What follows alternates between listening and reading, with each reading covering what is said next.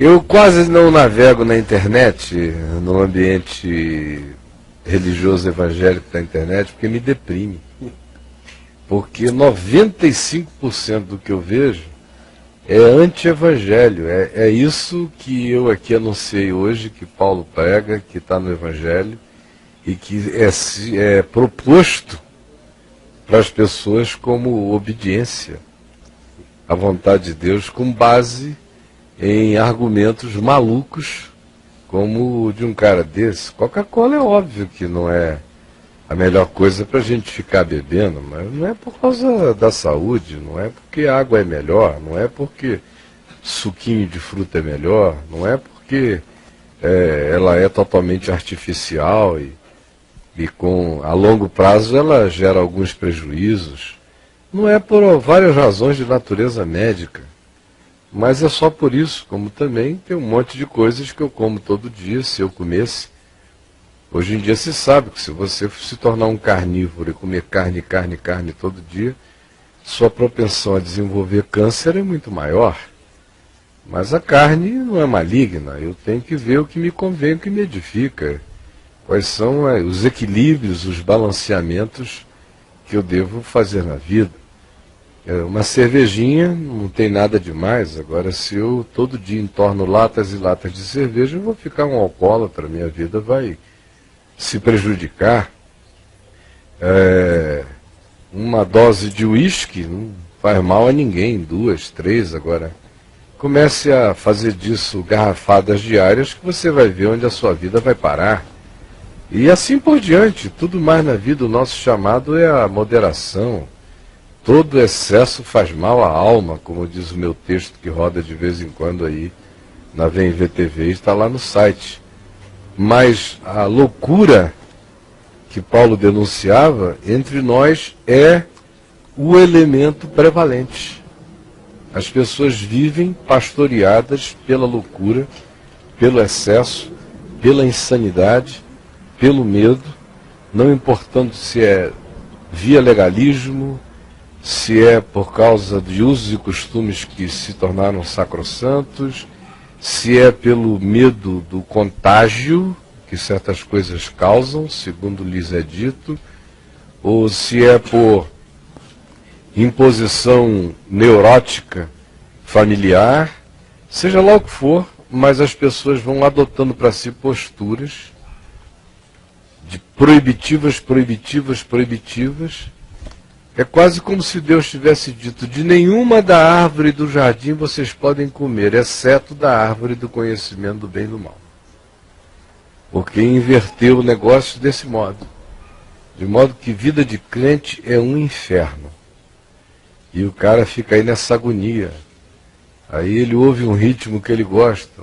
Emerson Nogueira, que tocou aí, tão gostoso. A gente, meu Deus, por que o Caio não estava tocando a Cassiane? Ou alguma outra coisa assim. Aí ele suporta o papo de graça, mas naquela hora ele diz que o Senhor tenha misericórdia e não deixe que essa música contamine a mente dos outros que vão ouvir o Evangelho, porque ele acabou de pregar o Evangelho, mas essa música aí, ai meu Deus. E ele gosta do ritmo, gosta de tudo, mas porque o cara não está começando dizendo aleluia, amém ou não amém? Me dê um J, me dê um E, me dê um S, me dê um U, me dê um S, aleluia, amém, amém, irmãos. Não serve. Ou, como outro dia eu vi aí, me mandaram um link, alguém querendo que eu fizesse um programa sobre aquilo, eu falei, vou perder meu tempo com isso. De um pastor que está aí alucinado na internet, um desvairado, dizendo para o pessoal que se eles não, olha, caiu, previu aqui fora de novo, se eles não pronunciarem corretamente o nome de Jesus, está todo mundo no inferno. Tem que ter as letras certas, a pronúncia certa, tem que ser tudo bonitinho, de acordo com o que ele entende que seja a fonética hebraica do nome de Jesus, porque senão Jesus não ouve, Jesus não atende, e você está invocando um espírito mau, ao invés disso. Aí, um monte de gente, chegou um que me mandou uma carta dizendo, pelo amor de Deus, responda, tire-nos essa dúvida, porque isso está fazendo um mal enorme ao coração de milhares de cristãos que estão na dúvida. Aí eu digo, não é possível, me tira o tubo. Me tira o tubo porque não dá. Os caras ouvem a palavra, ou têm a Bíblia, mas a palavra não entra neles, eles não entendem. O coração está obscurecido, tem um véu na cara, não percebem que o Evangelho é boa nova de liberdade, não é de libertinagem. É de liberdade para ser, para usufruir, para viver, para julgar por você mesmo o que convém, o que não convém, o que edifica, o que não edifica, para ter esses critérios sobre os quais a gente falou anteriormente, onde eu sou um dos critérios e o outro é o meu próximo. Mas o que passar disso, meu amigo, vem do maligno e não tem nenhum valor contra a sensualidade. Você vai ver a vida de um maluco desse aí do Leão de Judá cola, sabe Deus o que está colando na vida dele, na família dele, na maluquice dele, nos negócios dele, nas falcatruas dele, sei lá. Mas fica com esse argumento aí para os idiotados ficarem cada vez mais neuróticos, né? Agora, Caio, eu me lembrei de eu trabalhava numa rádio lá em São Paulo e tinha um quadro de humor na rádio, e não era uma rádio gospel, era uma rede de rádio jovem. Uhum. E aí tinha um quadro de humor nessa rádio que satirizava esse estereótipo de pastor, né? E um dos locutores da rádio era evangélico. É um cara de bom coração, um cara legal, mas um cara que ainda estava atrasado, tentando, né, entender as coisas, né? E ele, toda vez que colocava esse quadro no ar, ele se sentia na obrigação, se fosse no horário dele, de baixar o volume do som do estúdio e ficar só vendo o VU, né, os ponteirinhos da mesa, para ver que o áudio estava modulando. Quando terminava, aí ele voltava, botava o fone e voltava no ar. Ou alguma música que ele julgasse que não fosse uma música com princípios, ainda que ele estivesse no ar e depois ele tivesse que entrar desanunciando a música, ele baixava o som do fone para que pelo menos ele não se contaminasse ouvindo aquilo. Eu tinha pena, achava engraçado, eu não falava nada, não entrava em discussão com ele, mas como isso está na cabeça das pessoas, né? Por uma série de razões, eu acho que a principal, ou uma das principais, é porque a gente morre de medo de liberdade. A gente fala de liberdade, a palavra liberdade está em música, canta liberdade, põe na camiseta, mas ninguém quer ser livre. A gente precisa dos muros, das muletas, e esse tipo de regras, esse tipo de judacola, enfim, são elementos que vão te escravizando, fingindo que você está livre. Eu estou me libertando da Coca-Cola, porque agora tomarei judacola, com o direito ao arroto do mundo. Mas você não é livre. E Jesus falava que você vai conhecer a verdade e a verdade vai te libertar. Só que ninguém quer saber da verdade, muito menos de liberdade, e é por isso que a gente tem tanta dificuldade em encarar a graça de Deus e a chama de libertinagem, porque graça e liberdade se conjuga, caminha junto. Você não consegue andar na graça sem ser livre. E a verdadeira liberdade é cheia de graça. Tudo é bom. Todas as coisas cooperam para ativar aqueles que amam a Deus. Aqueles que são chamados segundo a sua vontade. Quem são esses? São aqueles que têm alegria na prática da vontade de Deus. Amém. Entendem que o Evangelho não é mandamento de proibição, é mandamento para a vida. Eu estou recebendo mandamentos para viver, não é mandamento para morrer. As leis de Moisés me salvam de ter uma morte breve, traindo, mentindo, isso e aquilo, num regime tribalesco, aonde foi apanhado em adultério, é apedrejamento na porta do acampamento. Na porta do acampamento. Não, aqui o buraco não só é mais embaixo, mas como não tem mais apedrejamento na porta do acampamento. Na porta do tudo acampamento. Na existencialidade, é tudo lá de dentro. No coração, ou no dia que você passar por outra dimensão, você vai ver com quantos paus você construiu sua cangalha. Isso. Agora, quando você está realmente em Cristo, você entende que os mandamentos dele, como disse o apóstolo João no capítulo 5, verso 3, seus mandamentos não são penosos. Tem nenhum peso. Qual é o peso de amar? O cara tem que estar muito ruim de alma para achar que amar é um peso. Não é. Muito uma demanda. Ruim de alma. Uhum. Se não, essa coisa de perdoar o inimigo para mim também não dá. Eu digo, cara, Que coisa mais maravilhosa é você ficar livre de quem te odeia, não porque quem te odeia mudou para o Japão, mas porque você mudou para o Japão emocional em relação a quem te odeia.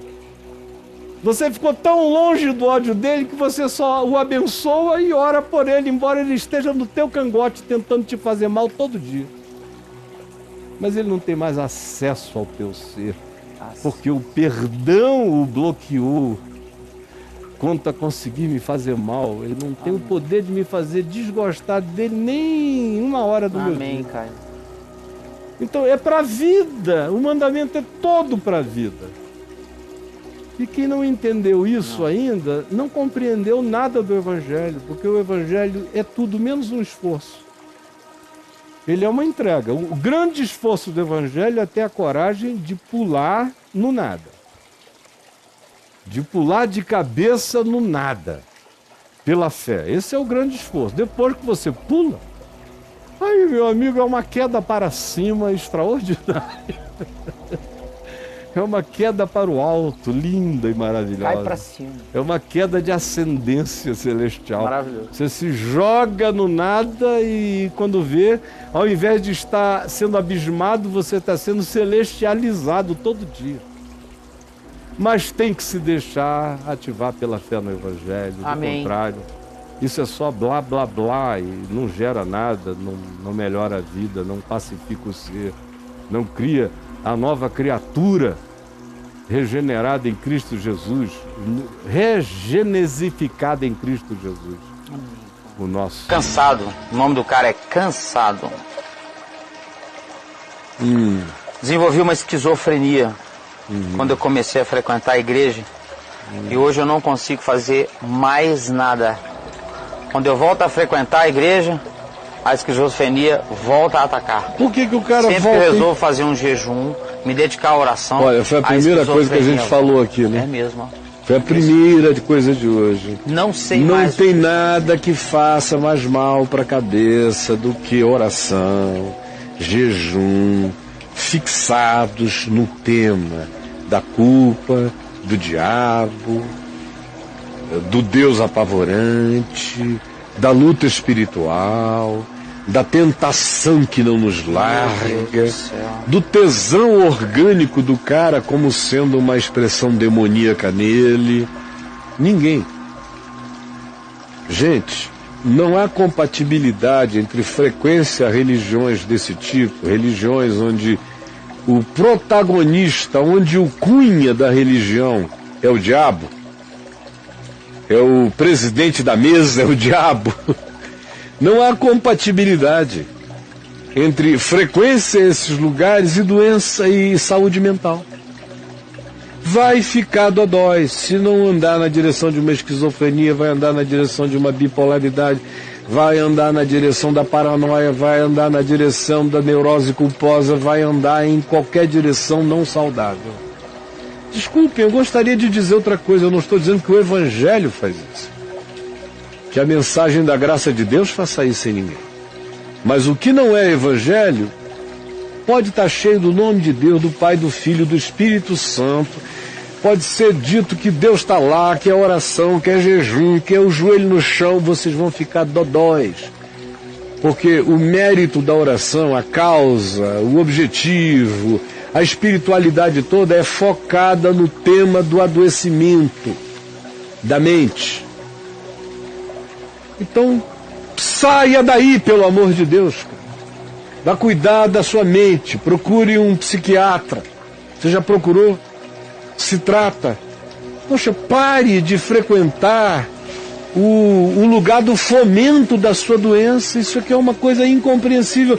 O sujeito sabe que vai e piora, mas vai. Vai. Pelo amor de Deus. Assim não dá para te ajudar. Ninguém vai poder te ajudar. É isso aí. A menos que você pare de frequentar o sanatório. O cara vai cultuar no sanatório e não quer se enfermar. Convive com um monte de doido e não quer assimilar. Recebe palestra de esquizofrênicos e tarados falando de Deus e acha que não vai ser mexido e nem vai enfermar com tais conteúdos. É. É impossível.